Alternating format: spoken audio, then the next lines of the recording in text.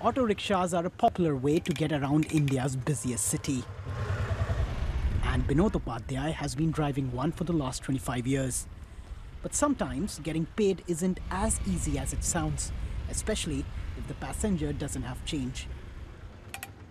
Now though, some of Binod's customers no longer choose to fumble around for notes and coins.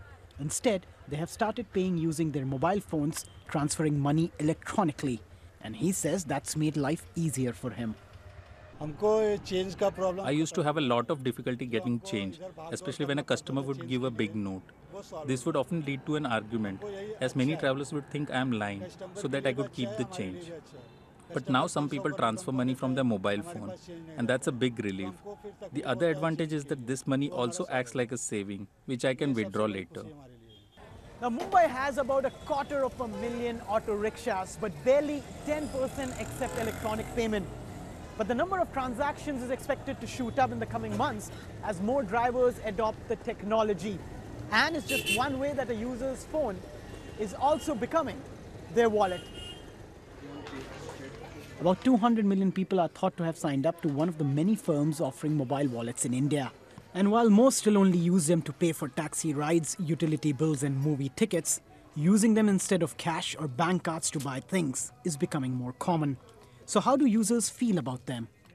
With the mobile wallets coming into play, I've kind of stopped carrying the number of cards that I used to at a point of time. I kind of have my wallet loaded. Even if I don't, my wallet has my card details saved on them, and I can just top up my wallet more frequently now. So I just think it's brought safety into my life. It's my financial data, so I need some sort of an assurance that it's not going to be misused or is in safe hands, or in case there is some sort of a fraud, I'm going to be taken care of immediately. I don't have to bother about getting change. I don't have to bother about looking for change and arranging for it. It just saves a lot of time for me. For now, the industry is currently dominated by local financial startups like Paytm and Citrus, but companies from other sectors like banking and telecoms are seeing the potential, launching rival versions. This competition seems good news for consumers, with cashbacks and discounts on offer as firms try to win loyalty.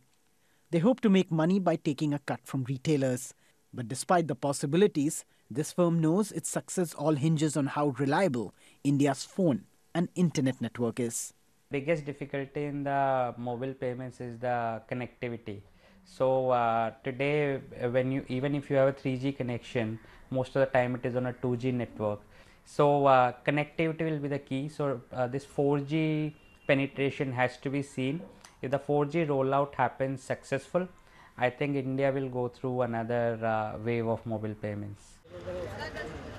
For many, a move away from cash is unthinkable, not least because more than half of the population still does not use bank accounts, relying firmly on old-fashioned money.